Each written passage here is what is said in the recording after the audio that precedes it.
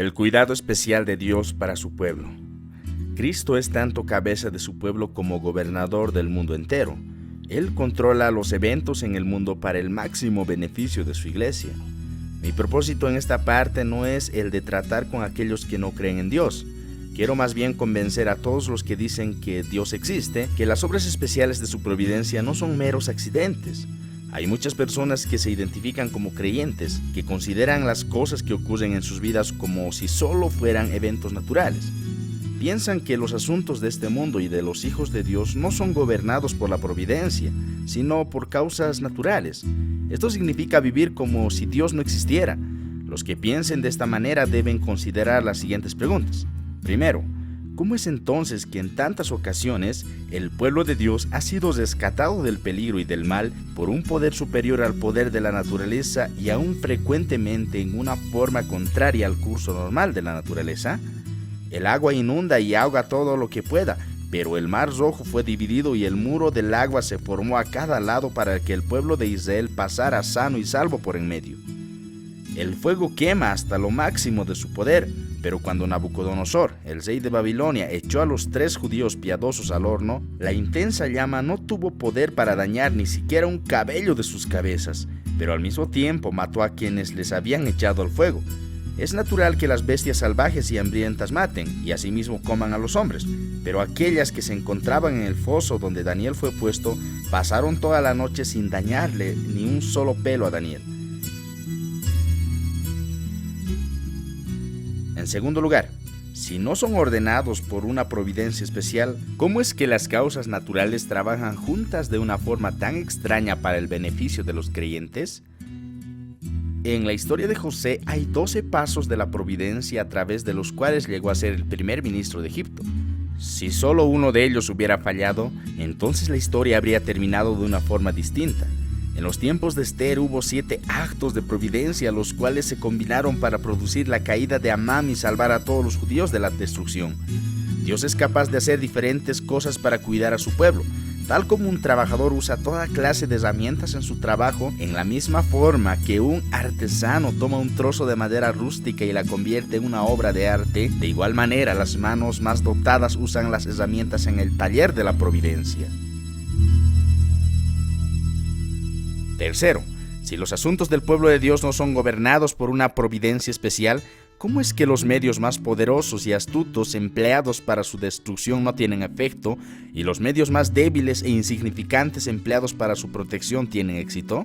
Tal fue el gran poder y habilidad usados por Faraón en su intento para destruir al pueblo de Israel, que parecería a razón natural que sería imposible escapar. Los emperadores romanos, quienes conquistaron el mundo, usaron todo su poder contra el pobre e indefensa iglesia, pero la iglesia sobrevivió. Si la mitad de ese poder hubiera sido empleado contra cualquier otro pueblo, ciertamente lo hubiera destruido por completo. Dios hizo buenas sus promesas. Destruiré a todas las naciones, pero a ti no te destruiré, dice en Jeremías 30:11. Ningún arma forjada contra ti prosperará, dice Isaías 54:17. Por otro lado, cuán débiles e inseguros fueron escogidos para plantar el cristianismo en el mundo. Cristo no escogió hombres de autoridad en las cortes de los reyes, sino 12 hombres comunes y corrientes, siendo pescadores de los principales entre ellos. Estos fueron enviados no juntos, sino unos a un país y algunos a otro. Y no obstante, en un corto periodo de tiempo, el evangelio se esparció y las iglesias fueron plantadas en los diferentes reinos del mundo. Desde aquel entonces hasta el día de hoy, una providencia especial ha guardado a los creyentes en los tiempos de peligro y ha prevenido de todo intento que las personas tuvieran para poder destruirlas. Cuarto, si todas las cosas son gobernadas por causas naturales, ¿cómo es que los hombres fueron convertidos de mal camino en el cual corrían a toda velocidad? Pablo iba caminando a Damasco para matar a los creyentes, cuando de repente fue tumbado por una luz del cielo, fue convertido de su mal propósito y posteriormente hecho apóstol del Señor Jesucristo. Más tarde los judíos planeaban matarlo cuando fuera llevado prisionero de Cesarea a Jerusalén. El gobernante Festo, aunque no sabía del complot, decidió juzgar a Pablo en Cesarea y no en Jerusalén, y así deshizo sus planes. Esto lo podemos ver en Hechos 25 del 1 al 4. Agustín, Un líder del cristianismo de la iglesia primitiva se dirigía a cierto pueblo para enseñar y un guía le acompañaba para mostrar el camino. El guía se perdió y sin embargo llegaron sanos y seguros a su destino por otro camino. Después descubrieron con asombro que habían escapado de la muerte a manos de sus enemigos, quienes les esperaban en el camino normal. ¿Quién puede dejar de ver el dedo de Dios en estas cosas? Quinto, si no hay una providencia dominante ordenando todas las cosas para el bien de su pueblo, ¿cómo es que el bien o el mal que se les ha hecho en este mundo es retornado a quienes traen el bien o el mal sobre ellos? Cuando Faraón ordenó matar a todos los niños recién nacidos en Israel, las parteras de ellos rehusaron a obedecer su mandato. Por esto Dios les trató bien a ellas. Rahab ocultó a los espías enviados a Jericó y fue salvada cuando toda la gente de la ciudad fue destruida. La mujer sunamita fue bondadosa para el profeta Eliseo, proporcionándole un cuarto para su hospedaje, y Dios le bendijo con un hijo. Publio, el principal de la isla de Melita, dio hospedaje a Pablo después de su naufragio, y el Señor de inmediato le devolvió el pago, sanando a su padre de una terrible enfermedad.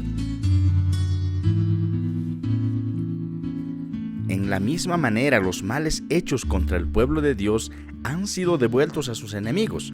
Como ya hemos visto, fue el propósito de Faraón destruir a los hijos inocentes del pueblo de Israel. Dios le pagó su mal matando a todos los primogénitos de Egipto de una sola noche.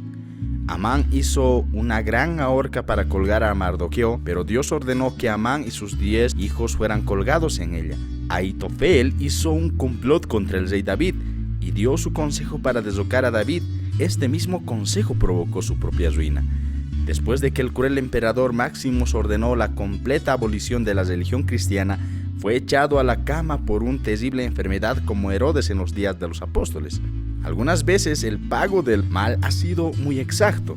Cuando Nabot fue muerto, a Acab le fue dicho: en el mismo lugar donde lamieron los perros la sangre de Nabot, los perros lamerán también tu sangre. Y eso fue exactamente lo que pasó en Reyes 21:19. Entonces, las escrituras son hechas buenas por la providencia. El que cava foso caerá en él, y al que les devuelve la piedra sobre él le volverá, dice Proverbios 26:27. Con la misma medida que medís, os volverán a medir, dice Mateo 7:2. Sexto lugar, si todas las cosas son mero accidente, ¿cómo es que concuerdan tan exactamente en las escrituras en todos los detalles? ¿Suspende Dios milagrosamente el poder de las causas naturales? Esto no es ningún accidente, sino es conforme a la palabra. Cuando pases por las aguas, yo estaré contigo, y cuando pases por el fuego no te quemarán, ni las llamas arderán de ti, dice Isaías 43:2. ¿Obran las causas naturales para el beneficio del pueblo de Dios? Esto está de acuerdo con la Escritura. Todo es vuestro y vosotros sois de Cristo. Cuando la providencia guarda a los hombres buenos de caer en el mal o detiene a los malos de hacer el mal, la verdad y la certeza de las siguientes Escrituras quedan verdaderamente manifiestas. El hombre no es señor de su propio camino, ni el hombre que camina es el ordenar sus pasos. Jeremías 10:23. El corazón del hombre piensa su camino, mas Jehová endereza sus pasos, dice Proverbios 16:9.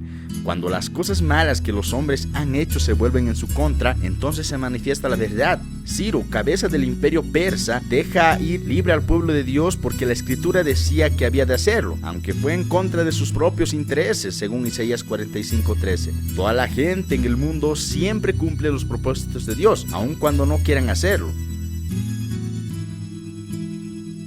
Séptimo, si todas estas cosas suceden por casualidad, ¿cómo es que ocurren exactamente en el tiempo oportuno? Por ejemplo, en el Antiguo Testamento está lleno de ejemplos tales sucesos. A Agar le fue dicho del pozo del agua cuando pensaba que su hijo Ismael iba a morir de sed. El ángel llamó a Abraham y le mostró un carnero para el holocausto justamente cuando estaba a punto de matar a su hijo Isaac. Al rey Saúl le fue dicho: los filisteos han hecho una invasión al país, justamente cuando él estaba a punto de prender a David y matarlo. Noticias de un ataque de otra dirección provocaron en el ejército asirio su retiro de Jerusalén, justamente cuando se aprestaban a avanzar contra la ciudad. Cuando el complot de Amán contra los judíos estaba listo para poner acción, aquella noche se le fue el sueño al rey. Muchas cosas similares que ocurrieron al pueblo de Dios en los años posteriores pudieran ser citadas como más evidencias de la manera muy exacta en que la providencia obra a favor de ellos. Octavo, si estas cosas son meramente accidentales, Entonces, ¿cómo es que suceden en relación con las oraciones de los creyentes, quienes saben que han recibido respuestas muy claras a las peticiones particulares que han hecho? Si estas cosas son meramente accidentales, entonces, ¿cómo es que suceden en relación con las oraciones de los creyentes quienes saben que han recibido respuestas muy claras a las peticiones particulares que han hecho? El siervo de Abraham oró por encontrar una esposa para Isaac. Su oración fue contestada exactamente conforme a la palabra que él usó. Los hijos de Israel clamaron al Señor cuando Faraón y los egipcios los perseguían, y el mar Rojo se dividió enfrente de ellos. El rey Asa se enfrentó con un numeroso ejército mucho más grande que el suyo. Entonces clamó a su Señor Dios. Él dijo: «Oh Jehová, para ti no hay diferencia alguna en dar ayuda al poderoso o al que no tiene fuerzas. Ayúdanos, oh Jehová, Dios nuestro, porque en ti apoyamos y en tu nombre venimos contra este ejército». Segunda Crónicas 14:11.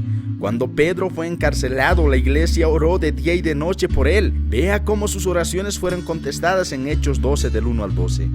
¿Quién puede decir que la providencia de Dios no enseña que Él es un Dios que escucha y contesta las oraciones?